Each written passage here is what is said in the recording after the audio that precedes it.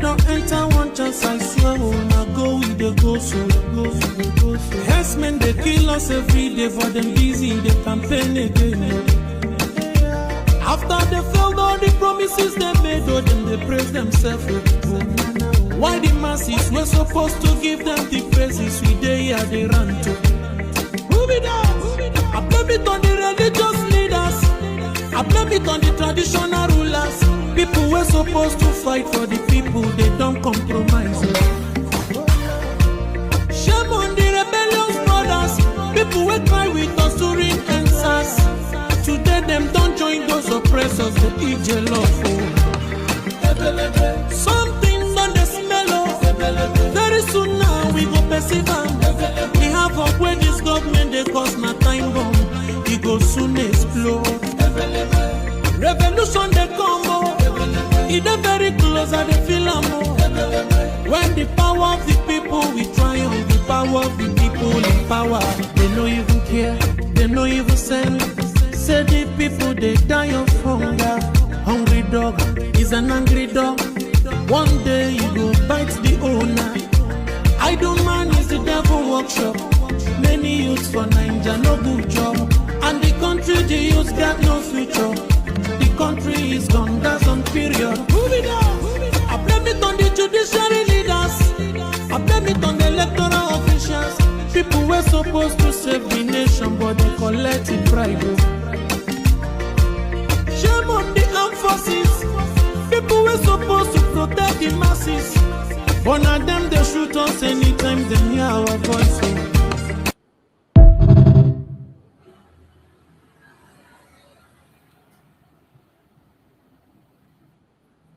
All of us. In 1776, the United States separated from the United Kingdom by declaration. Today, they are the world power. In 1830, Belgium separated from Netherlands. Today, they are one of the most powerful countries in Europe. Both of the countries. In 1965, Singapore separated from Malaysia. Today, they have transformed into global financial hub as a result of the separation. Why is it that when we call for separation, Nigeria and their criminals will be calling us terrorists? Don't fall for it. The past separation has led to the upsurge of economic development in the case of India and Pakistan, Norway, Denmark, Switzerland. Each of these separation has led to the upsurge of economic and development. In 2002, East Timor separated from Indonesia. In 1921, Ireland separated from the United Kingdom. Today, they are one of the powerful countries we have. In 1944, Iceland separated from Denmark, demonstrating that nations can part away without violence. Why do you kill Biafrans? Whenever we say we are fed up of Nigeria. In Nigeria, where you have dangerous diversity, in Nigeria, where you have the northern part of Nigeria practicing Islamic State, practicing Islamic Sharia law, and they have different culture, different laws, different rules, different everything. And with that kind of mentality and setup, we can never develop as a nation. That is the reason we call for the separate state, and of course for the independent state for Biafra. Apart from the killings, genocide against our people, and jihad. In 1905, Norway and Sweden separated and goes their separate ways. Today, they are one of the most powerful countries in Europe because of the separation. In 1947, India and Pakistan separated. The list can go on and on and on.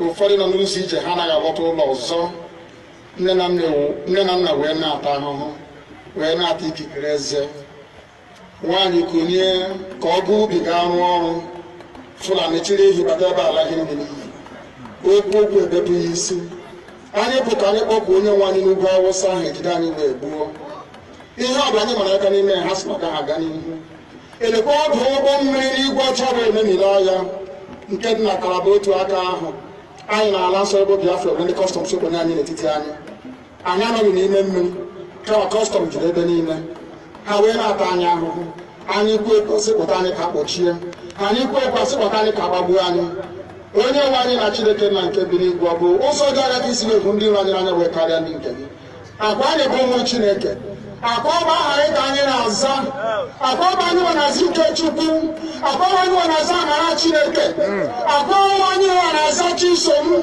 akwa ọba anyị nwe na-aza Chizoba nna nke dị nsọ onye ime eluigwe dịka otu onye iro dị na anyị bụ ụmụ gị bịa ka iwe zọpụta anyị bịa ka iwe napụta anyị n'aka ọjọọ ihe bịa ka iwe lụọrọ anyị ọgụ bịa ka iwe tịtụ ozu ọgbọgọwa memilera Goliath Chineke nna nke igwe ruo memila Fero sikwa otu a mee ka Fero ka ọ guzo n'ihu ụmụ ndị anyị ga-ebi ka o wee taa akọkọ igiri ụtọ ọzọ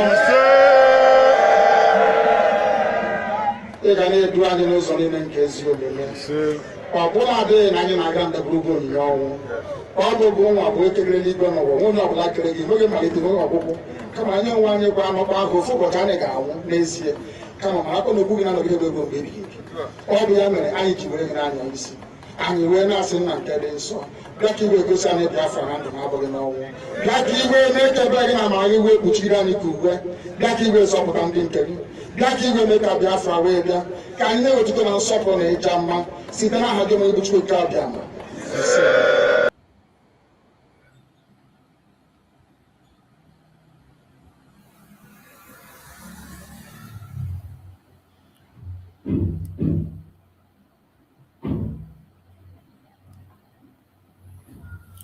Welcome, welcome, welcome. Thank you for joining us on this very evening program. I appreciate everyone that has connected to us. Please like and share the program. Share to family and friends. Share to your neighbors. Share to everyone that is close to you so that they can join us on this very program. It is going to be a quick one. Remember, our evening program is always a quick one. We don't waste much time in the evening program. Sometimes it's just a revision of what we did in the morning. We just come back to repeat it for those who were not able to join us in the morning hours to join us this evening and also make their contribution. They can ask questions, they can help us to share also and make their contribution, bring their own superior argument. That is what we do. So I thank everyone that have joined us this very evening. May Chukwu Kabiama continue to guide and prosper every one of you.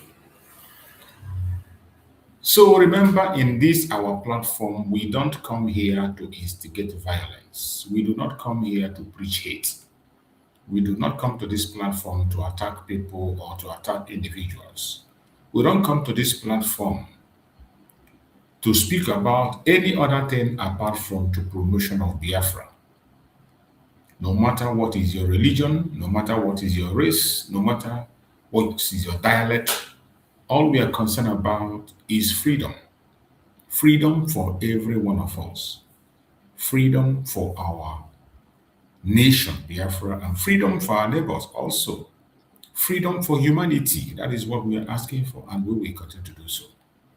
So, my fellow Biafrans, wherever you are watching from, I welcome you and I thank you for being part of this program. And we are going to go into the program as we always do. We will go into it as quick as possible.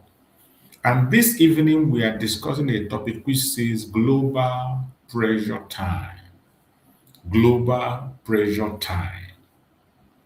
Tapping into USA CPC designation against Nigeria. Unity is the weapon. Unity is the weapon. Still on what we discussed in the morning, still on the same direction, we are urging everyone to please be focused. This is not the time for propaganda. This is not the time for blackmail. This is not the time for you for pity party. This is not the time for sentiment. It is not the time to continue to promulgate something you don't know. It is time for all of us to focus on our collective interest, freedom. This is the time to focus on freedom. It is not the time to promote Mr. A or Mr. B. It is not the time to promote any other thing except Biafra. Our utmost concern today should be the freedom of the Biafran people. We must make sure that the legacy of our supreme leader, Mazi Nnamdi Kanu, will never be trampled upon. It is very important. The Nigerian government, the enemies of Biafra, are trying to silence everything that has to do with Mazi Nnamdi Kanu. They are trying to silence everything that has to do with Mazi Nnamdi. So whatever you are saying today, and you are not giving Mazi Nnamdi Kanu and Mazi Nnamdi a voice, I bet you are mistaken. You are on the wrong path. We must continue to give voice to Mazi Nnamdi Kanu and Mazi Simon Ekpa Njoku, our Prime Minister. How do we give them a voice? We will give them a voice by keeping their legacy alive. Keep their legacy. What is that legacy? The legacy of truth, the legacy of freedom, the legacy of self-determination. We must continue to keep this legacy. It doesn't matter what the enemies are doing. It doesn't matter what the enemies are saying. No matter the angle they come from, please do not get distracted. We are in a very important and interesting time in the history of Nigeria. This is an interesting time. This is an interesting time. We must not lose our focus. This opportunity might not come back again in our lifetime. The opportunity that presents itself today might not be seen again in our lifetime. That is why every single one of us, it doesn't matter your race, it doesn't matter your religion, it doesn't matter your dialect, it doesn't matter your group, it doesn't matter who you support. This very opportunity is an opportunity for every single one of us. Anybody that finds him or herself inside the contraption called Nigeria, now is the opportunity for you to stand up, take your freedom, fight for it, take it, and be whom you want to be. I repeat, this opportunity might not come again in our lifetime. This opportunity, it might not come again in our lifetime. Take it to the bank. Now that we have this opportunity, we must grab it and run with it. Which opportunity am I talking about?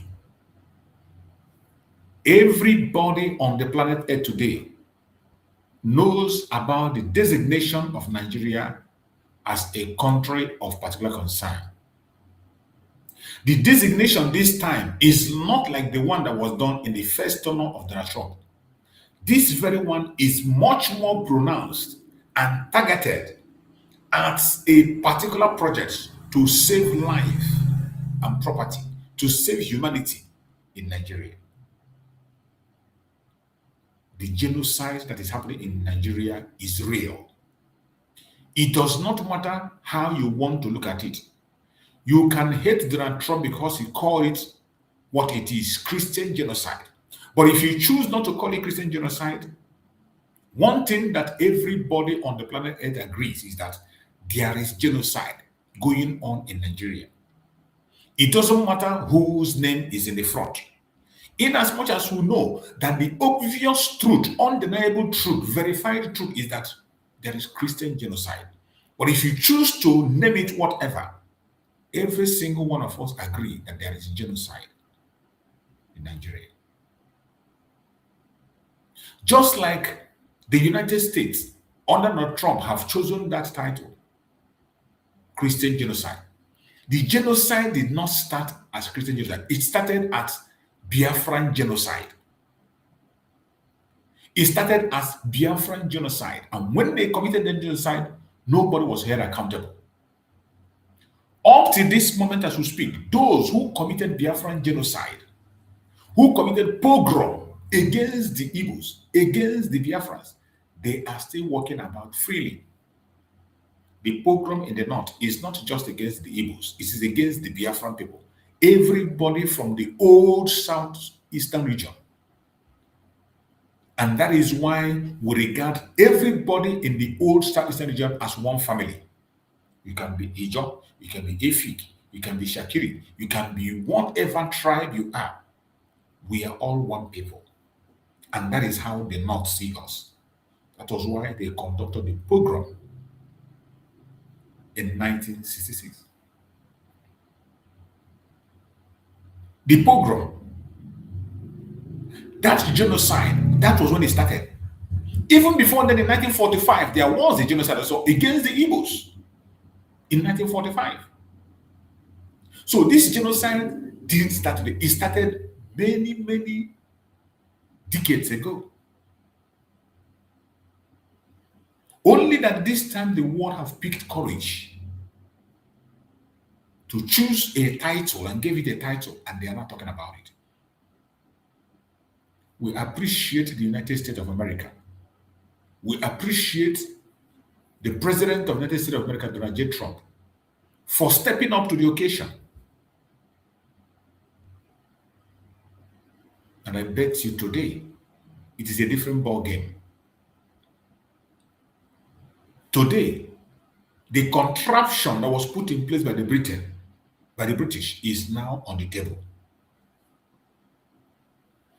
That contraption put on the table by the British is now, every eye is focused on it. It's an opportunity that we should not miss. Everybody that finds him or herself inside that contraption called Nigeria, if you care about humanity, if you care about your own life, if you care about your own generation, you must capitalize on this opportunity and pray that this opportunity doesn't go away. It is not just about the Biafran people. We, the Biafran people, we know what we are facing and we have been fighting it head on without looking back.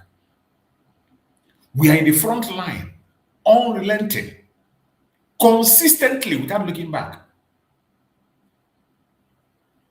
But every other region, it doesn't matter your tribe, it doesn't matter your religion, as long as you find yourself within that circle, within that contraption, an opportunity has presented itself for the renegotiation of the zoo, for a discourse on that very time bomb that was planted by the British. This is an opportunity of a lifetime. It took generations for us to get here. If nothing is done, if you fail to use this opportunity, it might take another generation to get this right. That is why we must use every single opportunity that presents itself. The situation today is very clear. The ball is on our court to decide. The ball is on the court of everybody that finds him or herself in that contraption called Nigeria. Forget about your envy. Forget about your jealousy. Forget about your hatred. Forget about your fraudulent activities. Forget about your selfish interest. It is for the interest of every single citizen that found himself in that cage called Nigeria. An opportunity has come for a renegotiation. Donald Trump has pulled the trigger.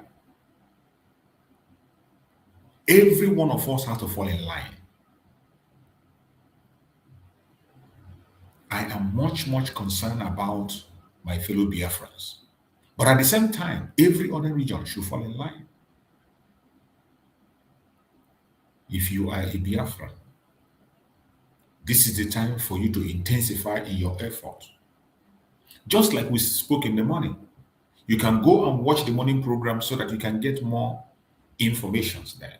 Because in our evening program, it's always sketchy. All we are asking is that we must speak in one voice now. Unity of purpose.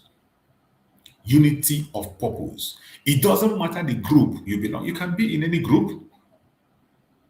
You can be in any group. You can have any leader you want. But the purpose of our speech, the purpose of our demand should be one. Unity of purpose. Freedom. Freedom. See the end of the contraption called Nigeria.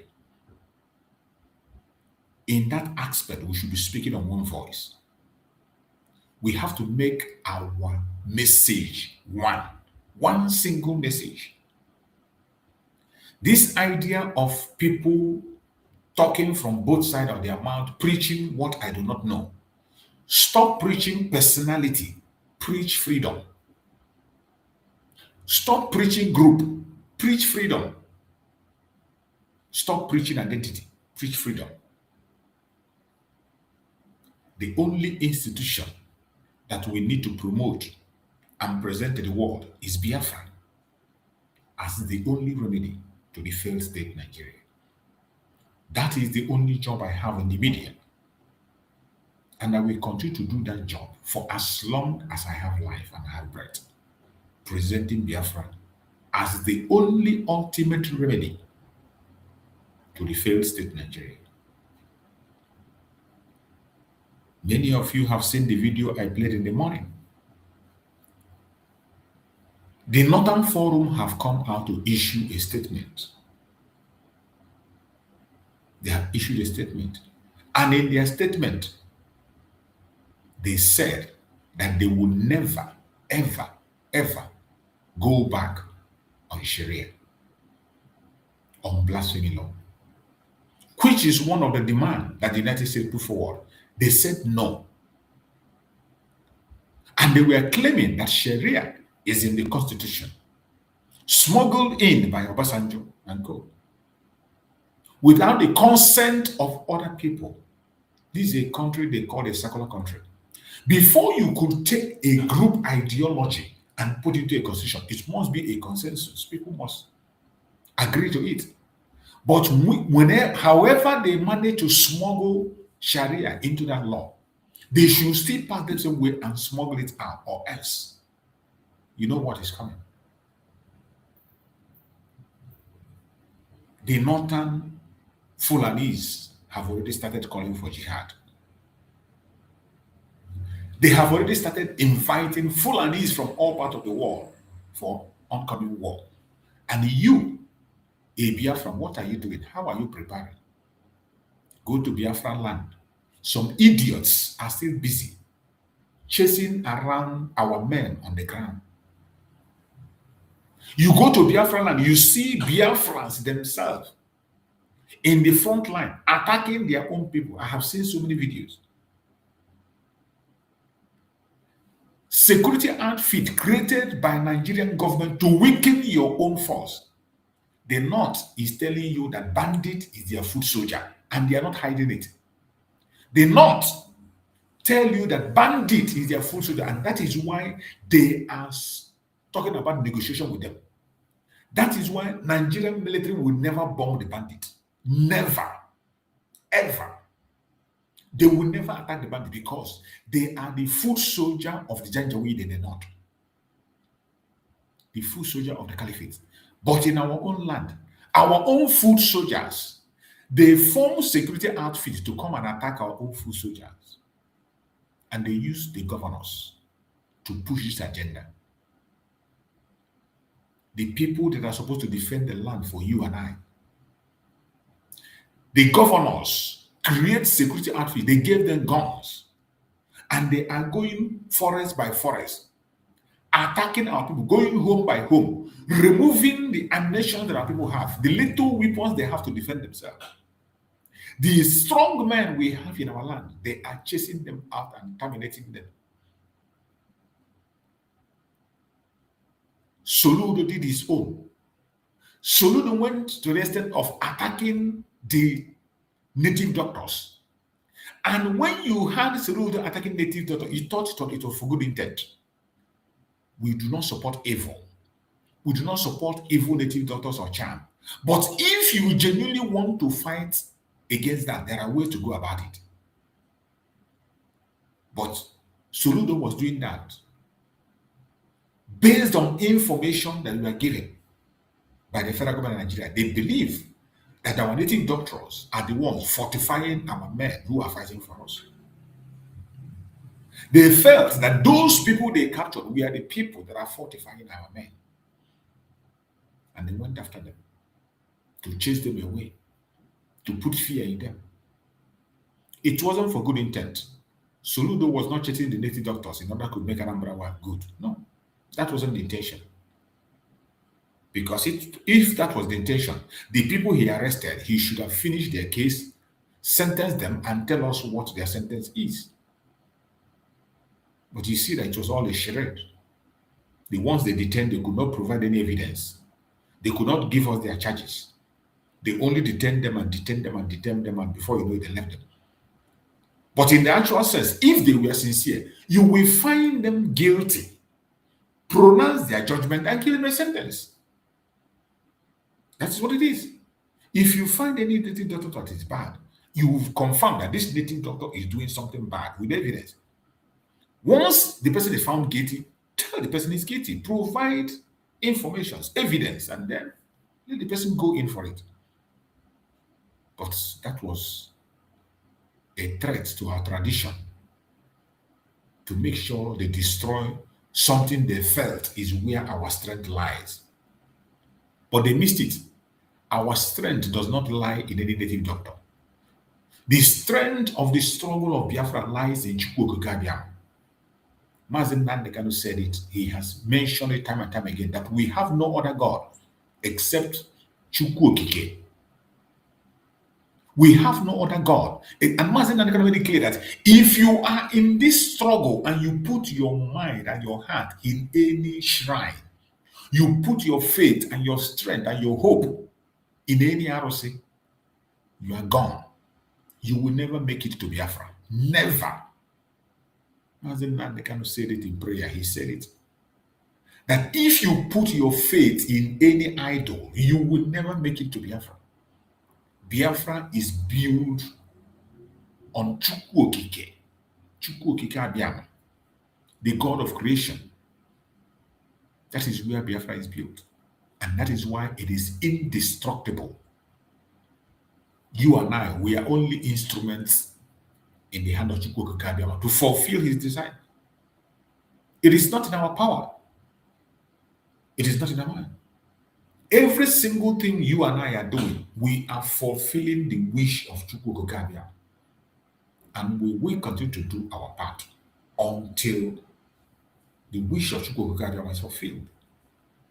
That is why I always say that my own assignment is to preach the gospel. Spreading the gospel and allowing the people to hear belongs to Chukwu Okike Abiyama. All I need to do is to come here and preach. You that is out there watching, your own duty is to like the program and share it. That is your own work. Like and share it.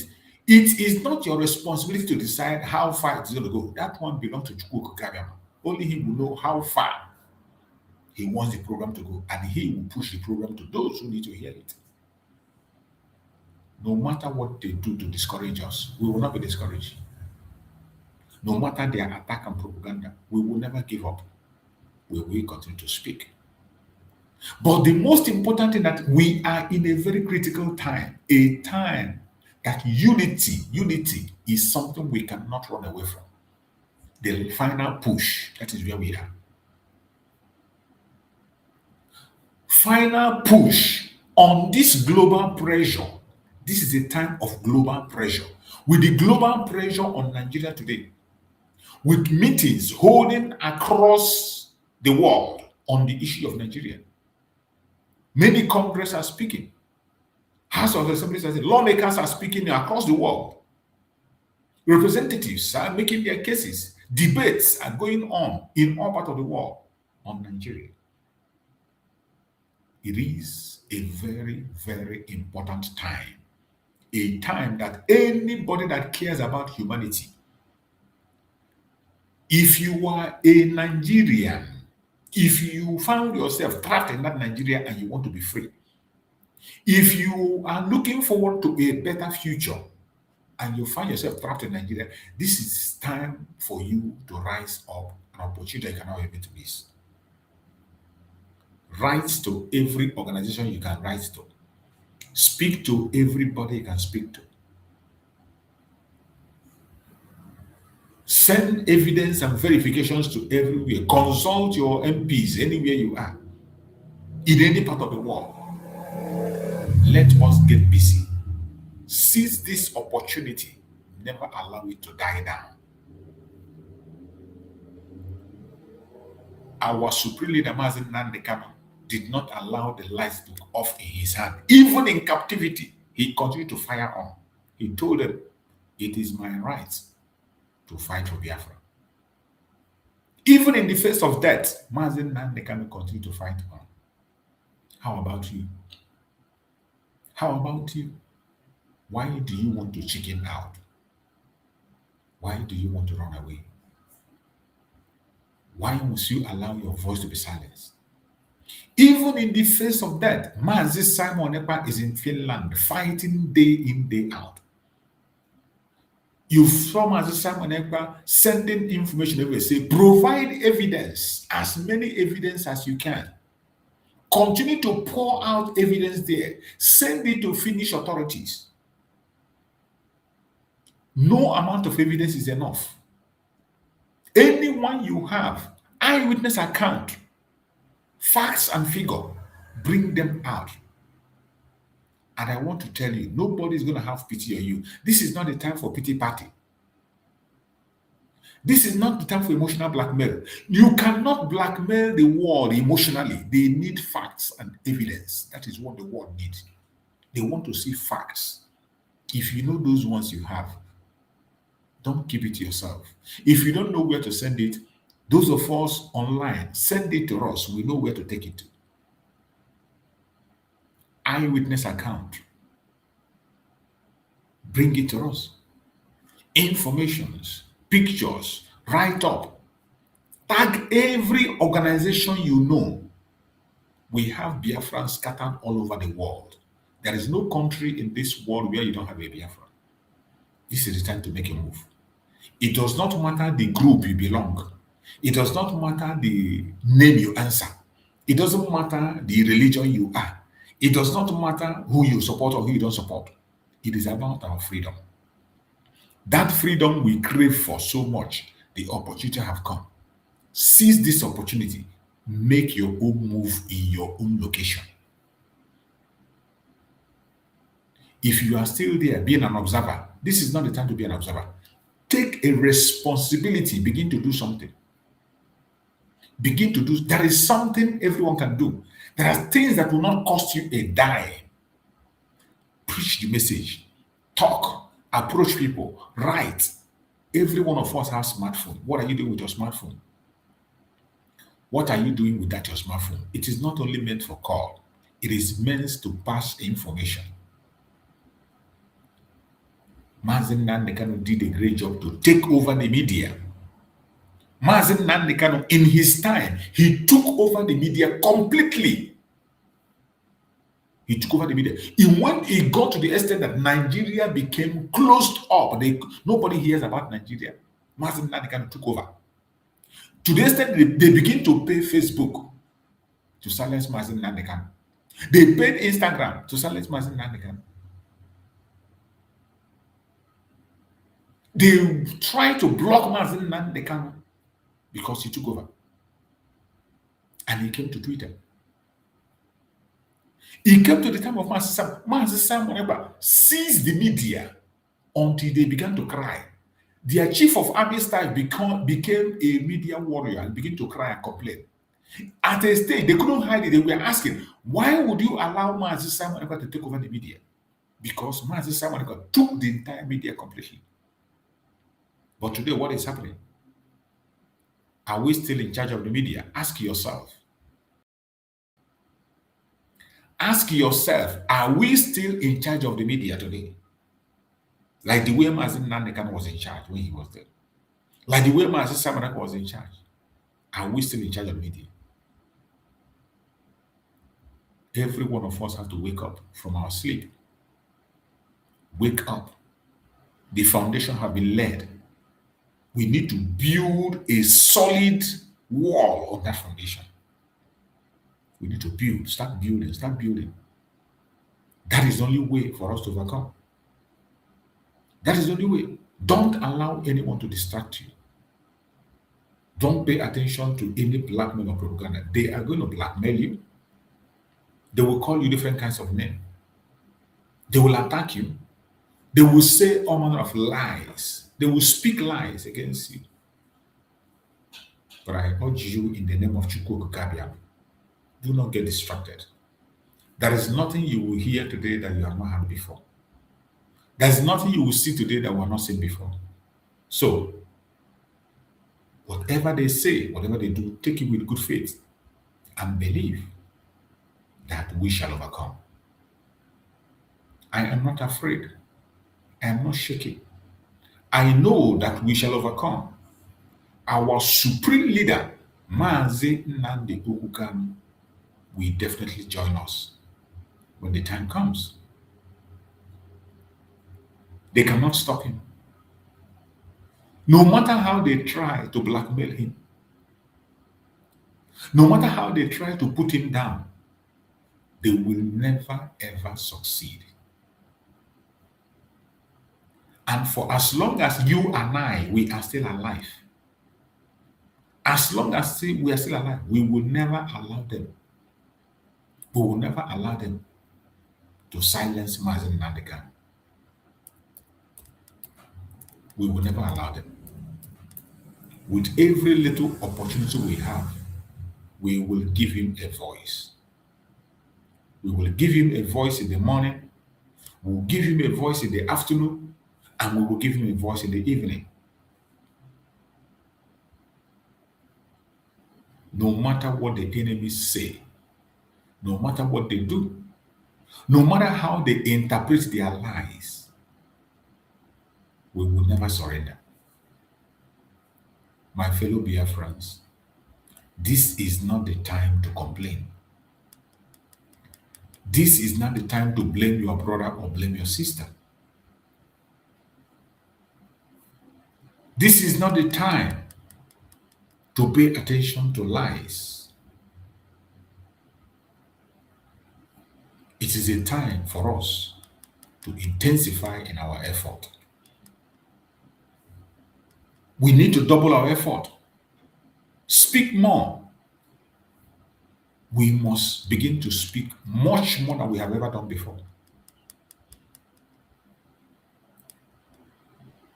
Our enemies are not relaxing. I just saw the idiot they call Lai Mohammed being interviewed in Arise. And up to today, they are still denying. They are still denying the massacre in Lokito Gate. You can imagine how evil Nigeria is. As at yesterday, I saw an interview of Lai Mohammed. Up to this moment, they are still denying the massacre that the whole world saw in Lokito Gate. If they can deny that, what else will they not deny? These were people who were protesting for a better Nigeria. People protesting for a better Nigeria, and Nigerian government opened fire on them, and many lost their life. Many of them lost their life. And some people among them were detained. Up to today, they are still in detention. Up to today, they are still in detention. Unless some people still come around today and they deny the fact that there was a massacre in Lokito Gate. That is how evil Nigeria can be.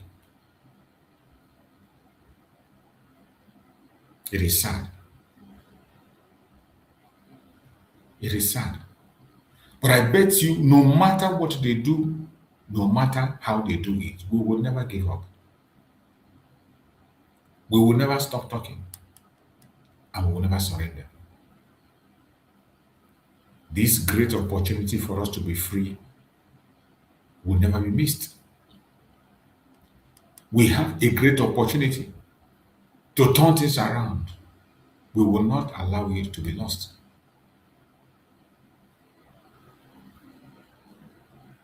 We will continue to do what we have to do. And we will continue to preach the gospel. We will continue to stand strong. Because our freedom cannot be played with. We will be free. We will be free. Nigeria has been taken over by the terrorists. And the terrorists have made it clear that they are not going back. The jihadis have made it clear they are not going back in their words. Every blessed day in Nigeria, it is one kidnapping or the other. Kidnapping upon kidnapping. You look into their news, the bandits are kidnapping people on daily basis. They kidnap and they post these videos online. And when Nigerian government will tell them, Nigerian government will tell you that they can't track them, that they are using satellite phone. They say they can't track them, they are using the network. Lie from the pit of hell. A lie from the pit of hell. And we saw it coming when they made a member of Al Qaeda a communication minister. What do you expect? A member of Al Qaeda was made communication minister. Then how do you think that things will be better? Why won't they control your network? How do you think you can fight them when it comes to network? Pantami is still there working for them till tomorrow. Pantami is still working for them till tomorrow, till next tomorrow.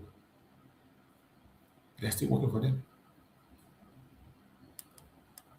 So, my fellow Biafrans, wherever you are, I urge you in the name of Chukwu Abiyama to sit up. Don't allow the enemies to distract you. Do not allow any distraction to come your way. When they bring their distraction, reject it and move on. Focus on the battle ahead of us, and I bet you we shall overcome. We shall overcome. The victory we are asking for is very, very close. It has any time. It can never be closer than it is today. The victory we are talking about cannot be any time closer than it is today. It is very, very close to us. And I pray that Chukwu Abiyama will give us the strength to remain focused. Give us the strength, continue to do what we have to do. Give us the strength not to get distracted until we get to the promised land. My fellow Biafrans, let us listen to this very program that was done on Arise TV. You know, in our evening program, we always bring their content in their own media to see how they view things and what they see and what they say. We debunk those we're going to debunk and acknowledge those we're going to acknowledge. To also help educate Biafrans, because Nigerian media is the worst media on the planet Earth. We cannot just overlook them. We will continue to follow them and debunk all their lies where necessary. Let us hear what they have to say on this program. Very much for the honor. It's been a great year, hasn't it? Yes, it has been. December already. Good morning, Ayo. How are you this morning? I like your choice of Ayola. Your name is Ayola. I know it. Interesting. We are back. I like when you call me. Yes, yes, I gave you your name. It's yours. But your real name is Ayola. Yeah. Well, all right. Good morning. Rufian. Well, all right. Congratulations. Well, all right. Well, good morning to you, viewers. Let's begin what's trending, focusing on reactions to Professor Wole Soyinka's criticism of what he described as excessive security deployment around President Bola Ahmed Tinubu's son, Chei Tinubu, saying that it reflects poorly on Nigeria's security priorities. Speaking at the 20th Wole Soyinka Center for Investigative Journalism Awards in Lagos on Tuesday, the literary icon recounted his shock at witnessing what he initially thought was a film shoot at a hotel in Ikoyi. He then jokingly suggested that President Tinubu should have sent his son's security battalion to quell the recent insurrection in the Republic of Benin instead of deploying the Air Force and the military. Let's take a look. On one of my home visits, this is about 2 months ago, I was coming out of a hotel and I saw what looked like a film set. I looked around.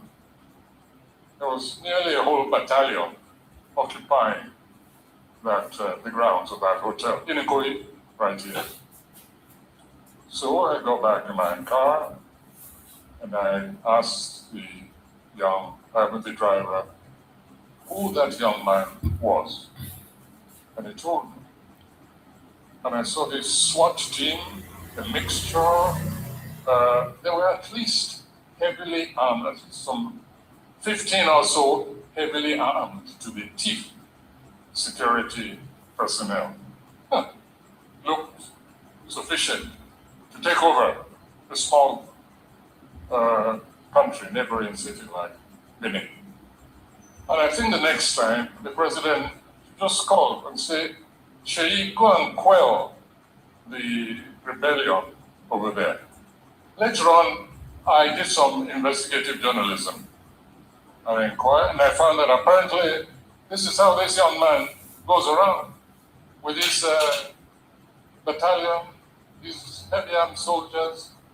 Of course, the road was cleared before his car went on. I stayed until Tinubu was leaving. So next time there's an insurrection, I think the president should just call that young man and say, no, put down those stupid people there. You have enough troops under your command, so don't bother me with all these security issues any longer. Let's not overdo things. Well, this is a bold statement from Nigeria's most revered public intellectual, calling out what many see, but fewer dare to criticize openly. And I'll take George's tweet on X. He wrote, Professor Shoyinka's point cuts deeper than the humor in his remarks when a nation's security architecture is stretched thin. Prioritizing the protection of one individual over millions of citizens is a red flag. Nigeria is battling insecurity across several regions, yet we see battalion-level security guarding a private citizen with no constitutional role. This isn't about politics. It's about accountability, resource allocation, and respect for public institutions. Leaders' children are not elected officials. They should not command more armed protection than communities under siege. This culture of entitlement weakens morale, drains capacity, and erodes trust. If we want a secure nation, security must serve the people, not the privileged few. And Dr. Mazi, I'm sure you did see, and you have seen Sheyi Tinubu's convoy. I mean, like this ex-user alluded to, it's, like a battalion. And of course, Professor Wole Soyinka said he was shocked. He thought he was in a movie set when he saw one of Sheyi Tinubu's convoy. And now we are hearing that we need more boots on ground. I'm sure this whole week, that's what you've said on this table. Okay. Let me quote Professor Wole Soyinka directly. He said, let's not overdo things. He said, children are not potentates. They are not rulers. They should know their place. I think, everyone should commit that to memory. So the Nobel laureate is right to have been terribly shocked that the son of the president would have such a large convoy, what he calls a battalion. A battalion will be, a company of soldiers and maybe other officials. There is no office called the first son of Nigeria. There is no office in our constitution called the first daughter of the Federal Republic of Nigeria. I've had certain anomalous, nomenclatures of that nature. So such positions do not exist. And that's why Professor Soyinka is saying, let us not overdo things. Now, when you place this comment against the background of the fact that there has been an instruction from the president and the IGP, so the General Police, that VIP protection should be withdrawn. That those who are protecting VIPs should be civil defense officers. Now, in this particular case, this battalion, were they civil defense officers or were they soldiers and policemen? And you can also ask the question, what makes the son of the president a very important personality? Or makes the... No, when you look at the protocol list, the son of the president is not a very... What are you saying? Not a very important personality. Didn't he stay ahead of ministers in the protocol list in that Arab country? Thank you. Tell him. You know he liked to cover. When it happened, and it has not happened He liked to cover evil. When he was attending council meetings, even his own father said, no, don't sit in council. So now, in this instance, Professor Wole Soyinka has had to draw the attention of the president to what is clearly an abuse. And he says, look, children should not be overindulged. They should not have a sense of entitlement.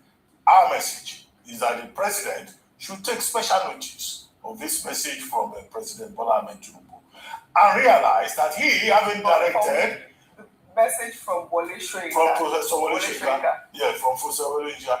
He should then realize that he having directed that VIP protection is on the books because we need these soldiers to do their legitimate work. We need the policemen to do their legitimate work.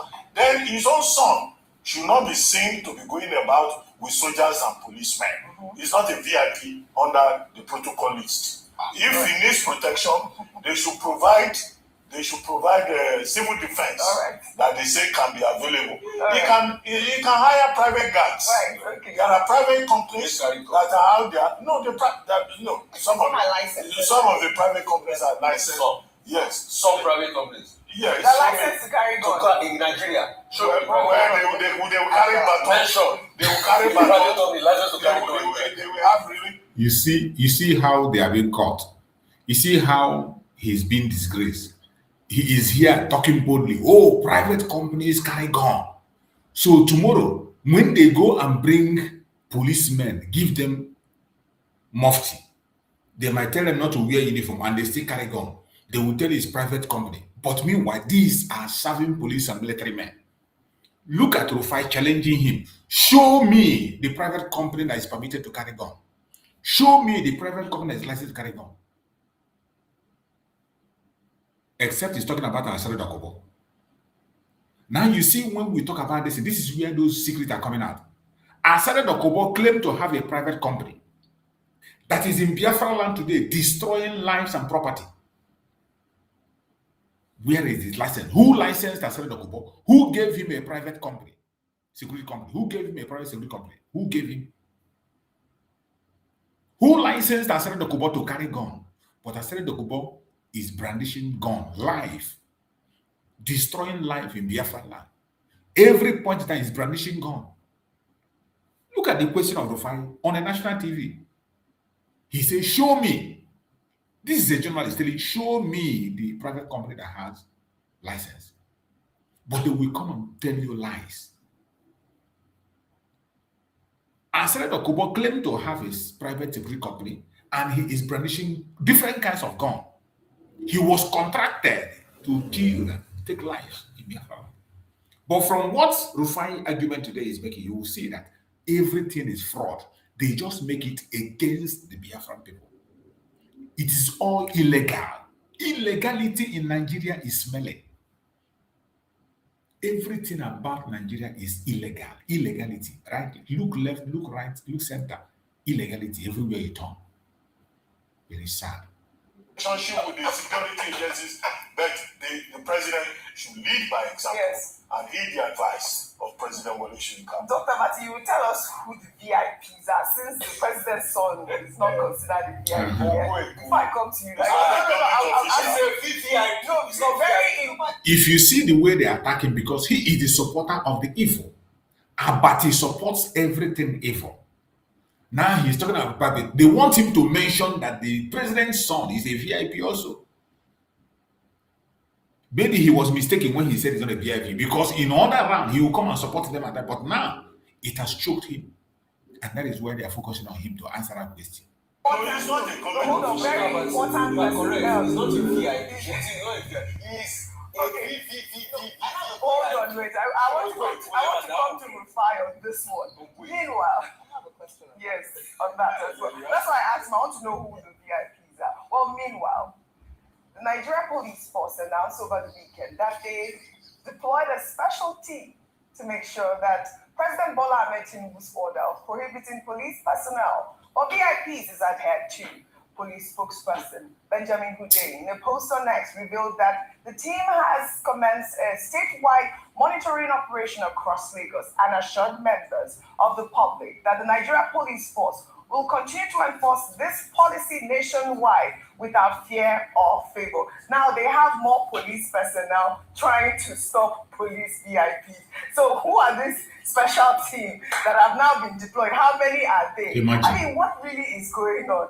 Rufai, I know you want to tell us who these VIPs Laughable. are, but now we also have a team to stop. You can Imagine. you can see the mockery of Nigeria.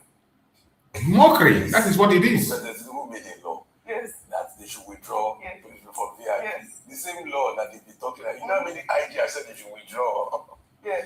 But this is a presidential directive. So when the presidential directive was made, the police force cannot speak to his own officers. So they have to set up a task force. Imagine. Team to watch. Somebody would have thought that you just okay, everybody come to headquarters and you withdraw. Isn't it? Simple. But the police does not trust this. He does not trust. Imagine. He doesn't trust. Wait, sir. He doesn't trust it. So you have a boy that doesn't trust it. So you have to go and look for task force to implement with this. Imagine. The police cannot just call. And they're within the police as well, right? Yeah, the police cannot just call people to say, okay, withdraw that. You know why? Because the withdrawing from VIP will cause problem. You know how many police officers are benefiting from VIP, that they are shopping from VIP. You now want to withdraw their retirement benefit. So it will cause big problem for them. All right. So that's why. And secondly, I don't know Dr. Bati, it's obvious you don't live in Nigeria. Tell And him. with due respect, okay, He doesn't live in Nigeria. Tell him. He shuttles around the globe. He's still a lecturer, grade 1. Is it today Sheyi Tinubu has been carrying police protection? Please fact check me. Sheyi Tinubu was probably using police protection before his father became president. Okay. Fact check me. Ex-governor. They are talking as if it started today. So, and Dr. Bati is saying, who is the VIP? He's not VIP. You are wrong. He's VVVVIP. He's the one and only.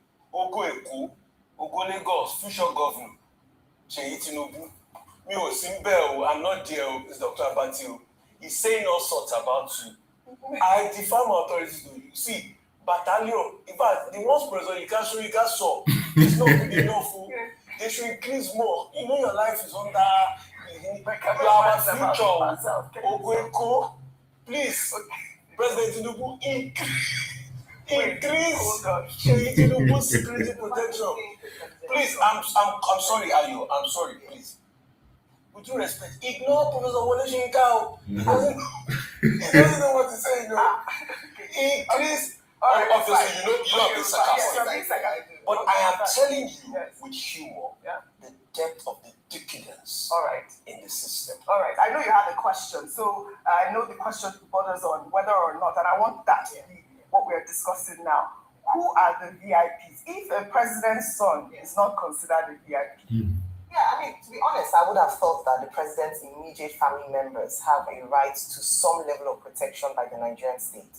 And that's what I was going to confirm, because if you look at democracies like America, for instance, where we have a copy system, there's protection for the immediate family, wife and children. So what I feel is the abuse and the excessive use, because they are politically exposed, at least whilst their parents are in office. I know that in some countries it is up to a certain age, maybe under 16, and in some countries, because they are politically exposed, they have access to state protection. However, what we saw, or what Professor Soyinka describes, is a flagrant abuse of that protection. Because, I mean, he is politically exposed as a result of the fact that his father is president of Nigeria. But when you then have a battalion for Professor Shoyinka, who is a family friend, to be shocked and to complain about this, especially at a time when we're talking about the fact that we don't have enough police officers, we don't have enough security operatives, then it is something to talk about. And I think that's where the issue is. It's just an abuse. And the fact that it's not just police president's sons, but even people, almost I've seen religious leaders go around with police escorts. I've seen people who can afford to pay maybe 30,000 naira a month go around the police escorts. Those are the things that police escorts. Those are the things we need to end. We have to go first. That's the question. Now, what does the protocol list say? Yes. And then Professor Shoyinka said, for Sheyi Tinubu, the road was closed. Yeah. What kind of protection for first family is that? And then number 3, okay, will it be the case that all the children of the president, Sheyi Tinubu is not the only son that he has. Yeah. He has daughters too. Well, So if you want to go anywhere, they will deploy Nigerian police. Tinubu is not the only son, but it's Okolomo. Okay. All right. So now, Dr. Bati, you're also saying that Sheyi Tinubu is flouting the protocol because he's not considered VIP at this point. So that means his VIP will be withdrawn as well with this presidential directive. He has enough money to recruit private not ours. He can apply to Right. civil I hope that defense. this is If the president gives a directive, let it go across. follow the Very example. well said. Even within his own family. Dr. Yes, with but- due respect, I want to challenge you. They don't want anybody to remove the police protection of you. All right. Not even the IGP. They don't burn away. The Inspector General. They don't burn away. Please respect the office of the IGP. They don't burn away. Thank you. Tell her. The president will Well, makes the point about the man that was detained. In as much as Rufai is laughing, once Rufai is saying his fact, they don't bond them well. Say me they remove that boy security.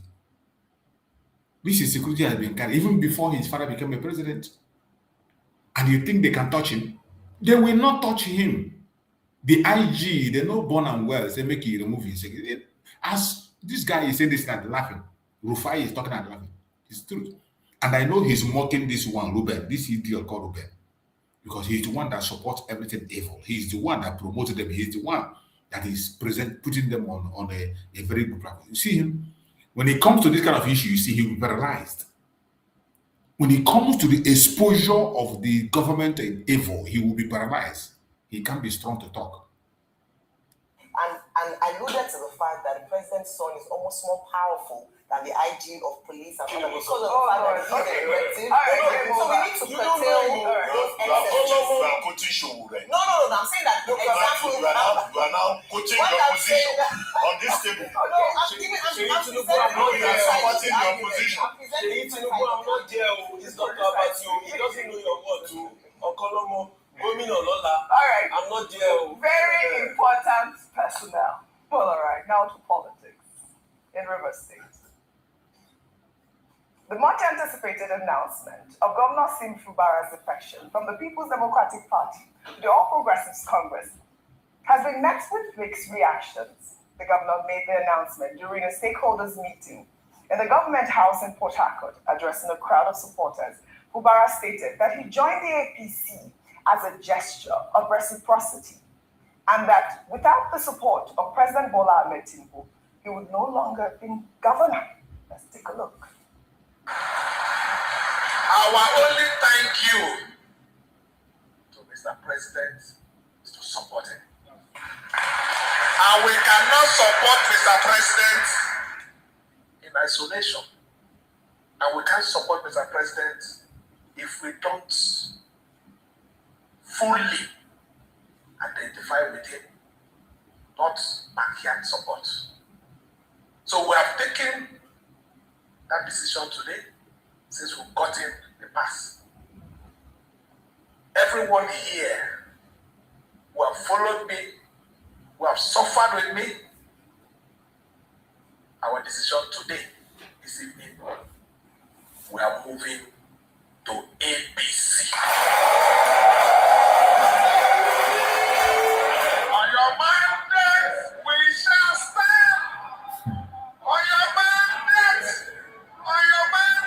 What a shame. On your mandate, we shall stand. Well, all right. I mean, this is another defection that we have seen on your mandate, and it's all because of the PDP. So let me just quickly take this tweet from IKK, who wrote, since losing the 2015 elections, PDP has been a very useless opposition party, and its inability to manage its affairs has led to its hemorrhaging political depreciation. Rather than to find ways to bring itself back to political relevance, it has continued to engage in activities that further divides the ranks again, rather than accept its failures and seek help. It continued to blame the ruling power for steering Nigeria towards a one-party state. PDP is a rudderless ship, sinking faster than anyone could fathom.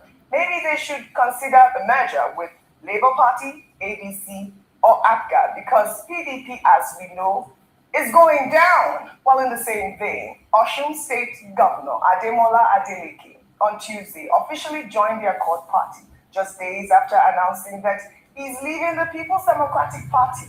The governor made the announcement at the banquet hall of the government house in the state and was presented his membership card by the national chairman of the party. Let's take a look. His Excellency joined Accord on the 6th of November 2025 as national chairman of Accord, and hereby presenting officially the membership card to you.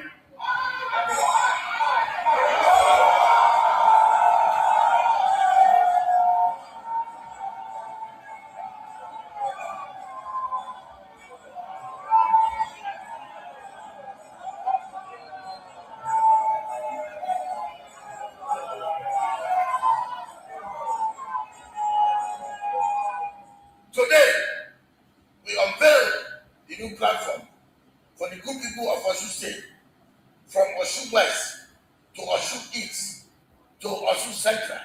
This is our party, our new platform for victory. Come August next year, Osun voted for good governance in 2022, and they will support continuity in 2026. The demands of our people are for continuity, and Accord is our party for victory next year. Well, Adeleke had announced his resignation on December 2nd, saying that it was due to persistent turmoil at the national level of the PDP. Now, with this defection, the PDP now has 6 governors, with Abu Kefas of Taraba State and Caleb Mutfwan of Plateau, who is now wanting to join. I mean, I've seen reports that he's saying he wants to join the APC. I mean, even Kefas, yes, they're going to join the APC. So we've seen this story now from Osun State. Osun has gone to Accord, and of course, we knew that Fubara was going to go to the APC. But he said that the PDP had done nothing for him, Dr. Abati, and one of the reasons why he left, why he's now on President Bola Ahmed Tinubu's mandate, is because the PDP failed him. In the case of Governor Sim Fubara, we have said nobody should be surprised, nobody should be shocked. This was a man who was removed from office for 6 months, March 18 to September 18. And as they say in common parlance, his eyes saw better, both in the hands of the godfather, he is a wicked minister and godfather of Rivers politics. And then after him, they brought Ibo Kete Ibas, Vice Admiral, who has now been rewarded with nomination for ambassadorial appointment. So in the case of Governor Fubara, it's a case of if you cannot beat them, you better join them. 72 hours after members of the House of Assembly led by Martin Amewebule jumped to the APC, he was also an orphan all over again.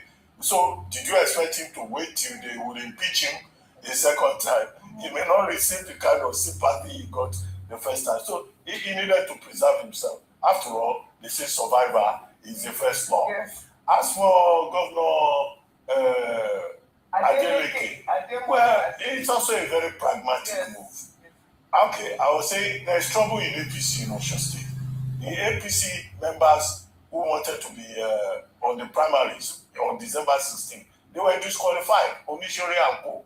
So they are fighting we need the APC. Even if we wanted to go to the APC, the people in APC don't even want him. And then PDP, you don't know which one is the authentic fashion. So he has now gone to Accord and he's now doing thumbs up, and he will try to build that party. Maybe when he wins, he will go back to PDP. Right. Maybe if the PDP still exists. Finally, earlier on I mentioned some states that are still on the in the opposition. I forgot to mention Anambra. Anambra is still Africa. Well, he's going to support President Bola Ahmed. Okay. He came out to say that. He's still an Africa, yes. Africa state. He's almost APC. Nonsense. After almost He's APC. Yes. This is what it is. This is what it appears to be. But you know, also, I would say kudos. Abia is labor. Abia speaks favorably of President Tinubu. Yes. I don't Well, know recently we have seen that. He's talking about Going to it. He will not defend. Well, But speaks favorably. but correct. I feel like Adeleke did great, a complete game changer in Osun State at this point. The fact that he moved to Accord Party, not to the APC. But obviously, we also saw the story yesterday or the day before where the first lady was in his state and she received that chieftaincy title, the Yeye. Of what? Yes,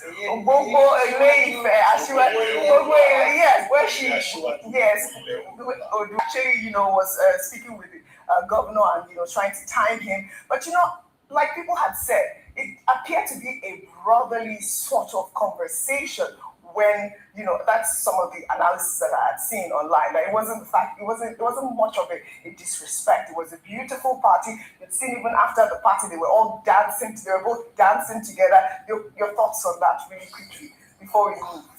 Well, some people said it was brotherly. Others, yes. A lot of others said that it was disrespectful to the governor, and especially because it was done publicly. Mm-hmm. And this is what we say, that you can be a wife or a friend in private. Yeah. When it comes to state events and when you have to follow protocol, he is the property of the state at that time. And I believe that the proper respect ought to have been accorded to him. The next day she came out to wish his wife a happy 60th birthday to show that they are friends. But I think that the presidency and the family do not need negative press at this time. And so maybe it's just an opportunity to be aware of the fact that you are in public. You can have private discussions and private banter. When it comes to that office, you have to respect the office. It's not about the money. I saw the video. There was nothing brotherly or sisterly about that behavior. This is Tinubu insulted the governor of Osun State. No, please. Don't put lipstick on Tinubu. It was off limits. She had no right to talk to him rudely in that manner. Yeah. But what I will praise here is Governor Adeleke's maturity. You are so mature. He acted in a matured manner. Very mature. When I said it was disrespectful. What she didn't say, I said it was I said it was insulting. It was disrespectful. It should not happen again. The wife of the president is not a headmistress over governors. No. We just delivered it differently. I said it was disrespectful. Just say it straight. I just said it. We just delivered it differently. You have taken your money. No, Dr. Abasi, you can rewind it. I said it was disrespectful. I said you can have a private relationship. It was rude. You can have a private relationship, but in public. It wasn't I understand that. I said I have seen some comments that people said it's a brotherly thing. You have seen the videos of them dancing right after that actual incident occurred. They were dancing, hugging each other. They are very good friends at this point. Well, all right. Oh, we say congratulations to Governor Ademola Adeleke. We'll take another story now. Islamic cleric Sheikh Ahmad Gumi has doubled down on earlier comments about kidnapping children being a lesser evil than murder. Gumi made the comment in a new BBC interview, adding that Nigeria must negotiate with terrorists to prevent more deaths. Part of it is correct and part of it is wrong. Saying that kidnapping children is a lesser evil than killing your soldiers definitely is lesser. Killing is worse than, but they're all evil. It's just a lesser evil. Not all evils are all the same parallel. So it's a lesser evil than, like what happened in Kebbi. They adopted children and they were released. They didn't kill them. Gumi is known for his controversial positions when it comes to negotiating with terrorists. And it's shocking to hear him double down on comments he made before regarding kidnapping children being a lesser evil than murder or ransacking a town. Rufai, good minute. It's a serious story, don't laugh, but I will laugh. Kabiesi Gumio. Kadio Pelese. Nobody challenges him. Kabiesi Gumi. I'm sorry, you see the hypocrisy in this country. It has now become a country where people are telling us that kidnapping children is a lesser evil and that we should negotiate with bandits. If Nnamdi Kanu says this one now, they will send him life in prison. Yes. But Gumi can say it and keep saying it. We play it back. Government will never say anything about it. That's why I say Kabiesi Gumi. See, some people are VVIP. You know, as we're talking about shit. Exactly. That is why Nigeria must be destroyed. Give him battalion and police protection. So I'll be carrying everywhere and every time. Maybe he doesn't even have protection. He has. Because you see, the level of hypocrisy that goes on in this country is overwhelming. Yes. Please, can you please tell me the difference between what Gumi has said and all the atrocities that they put against them? Because he incited violence. Saying people should negotiate with people that have said no country can cure terrorism. No country can cure terrorism. Nigeria cannot. I'm sorry, with due respect, people. There are so many countries that don't have terrorism, like as many terrorists as we do here. The Revolutionary Armed Forces of Colombia cured that level of terrorism. Yes. Peru, if you read Hernando de Soto's book, The Shining Path Rebels, Peru cured it. All right. Hernando de Soto wrote about it a lot. So countries do overcome Mystery of capital. So they overcome it. So Gumi should stop it. And that's why I say it's Kabiesi. You should not say thrown in Kabiesi. And I told you the other day, even in this interview, he did say that he goes into the forest with government officials. He doubled so he has police protection already. He has. Negotiating with government officials in the forest. Well, all right. One question, maybe Ayo can answer. He says that even in the Bible and the Quran, that the Bible and the Quran recommend negotiation with terrorists. No, not at all. What part of the Bible? I don't know. Definitely not speaking for the Bible. We don't, no negotiation with terrorists. None at all. And this is the stance that the Senate is pushing now. We should not be negotiating. And this is misinformation, disinformation, and it is very dangerous. Because it has Gumi doesn't know the Bible more than me. I'm sure he does. All right. No, not it's very dangerous. And it's influential, and there are some ignorant people that are following it. False. All right. And the government has not done it. They've invited him. So he's Kabiesi Gumi. So we keep talking about the same. And he says kidnapping is a lesser evil. Yes. That means kidnapping is good. It's good. Actually, this is very inflammatory. Because once you kidnap a child, that person is scarred for life. Wait. No, there's no. That person is scarred for life. It's not That child is scarred for life. Nnamdi Kanu, they can quickly let him know. It's not Gumi. What they say for Gumi. Those are not the sort of rhetoric that we need in our nation. Now on the milestones. With the nation celebrating General Theophilus Yakubu Danjuma, known as General T.Y. Danjuma, on the occasion of his 88th birthday, a monumental figure in Nigerian politics and history, who played a key role in the post-independence military in the country. He's the man that killed Agironsi. They are celebrating the man that committed murder, killed the head of state. General Danjuma was born in Taraba State in 1938 and was commissioned into the army as a second lieutenant and platoon commander. The man that committed murder. He was then promoted to captain. They are celebrating him. Years later, T.Y. Danjuma had an illustrious 19-year career in the Nigerian army, rising to the rank of lieutenant general and chief of army staff before retiring in 1979 at just 40 years old. He then focused on his business career in the oil, gas, and shipping industries, founding companies including the NAL Comet Group and South Atlantic. They use oil to reward him for killing Agironsi. He set up the T.Y. Danjuma Foundation in a commitment to philanthropy and aiding the less fortunate in Nigeria. Just the day before his birthday, Lagos State Governor Babajide Sanwo-Olu inaugurated the T.Y. Logistics Park free zone enterprise in Aloro City, marking another landmark achievement in the general's decades-long commitment to Nigeria's economic development.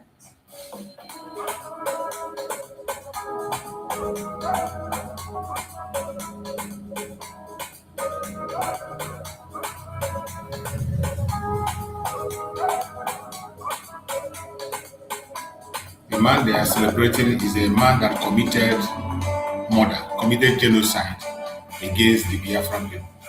This T.Y. Janjuma. This was the man that murdered Agironsi. T.Y. Janjuma. He's part of those who committed genocide in Biafra land. Today, he is the one in front shouting, "Oh, protect yourself, defend yourself. The military cannot defend you." The same people that came together and killed the Biafran people today, his own people are dying, and they will continue to face the consequence of their actions. Just like Mazi Nnamdi Kanu prayed, that for everything they did against us, they were going to face the same thing 100-fold. And it is already happening. It is already happening. That is why he's shouting every day, defend yourself, protect yourself.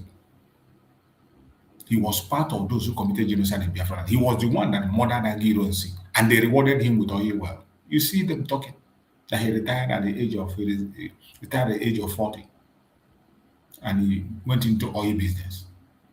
They rewarded him with oil well and everything. Today, he's one of the richest men in Nigeria. These are the people. And every one of them, they will reap the reward of what they did against us. They are going to reap the reward. I appreciate everyone that have joined us on this very program this evening. I thank you all for participating on this program. Thank you for your contributions. Thank you for sharing. Please, if you have not yet shared, I don't know what you are waiting for. Kindly share this program. Click like. Your thumbs up, it doesn't cost money. Your thumbs up will not take away your data. Thumbs up, it doesn't cost you anything. Give a like and share so that other people can equally get the information. At this time, remember, is a time of unity. It's a time of the final push. A time for you to intensify in anything you are doing. We must continue to fight on. Do not get tired, no matter what happens. The battle is not easy, but we will not run away. We will fight it until we win. May Chukwu Okike Abiama continue to guide and protect every one of us as Biafrans. And may Chukwu Okike Abiama continue to guide and protect our leaders. Thank you so much for being part of this program. See you again tomorrow morning. We will continue on another explosive section. Don't miss tomorrow's program. Thank you so much and stay safe. If you have not yet subscribed, subscribe and click the notification bell so that you will join us from the beginning of the program to the end. Thank you and see you tomorrow morning. Good night, everybody. Nigeria don't enter one chance, I swear, now go with the go so. Yes, men, they kill us every day, for them busy, they campaign again. After they failed all the promises they made, oh, then they praise themselves. Why the masses were supposed to give them the praises we they here they run to? Move it down. I blame it on the religious leaders. I blame it on the traditional rulers. People were supposed to fight for the people, they don't compromise. Shame on the rebellious brothers. People will cry with us to ring answers. Today them don't join those oppressors, they eat jollof. Something on the smell of. Very soon now we go perceive them. We have up where this government they cause my time bomb. It go soon explode. Revolution they come more. It is very close at the film. When the power of the people we triumph, the power of the people in power.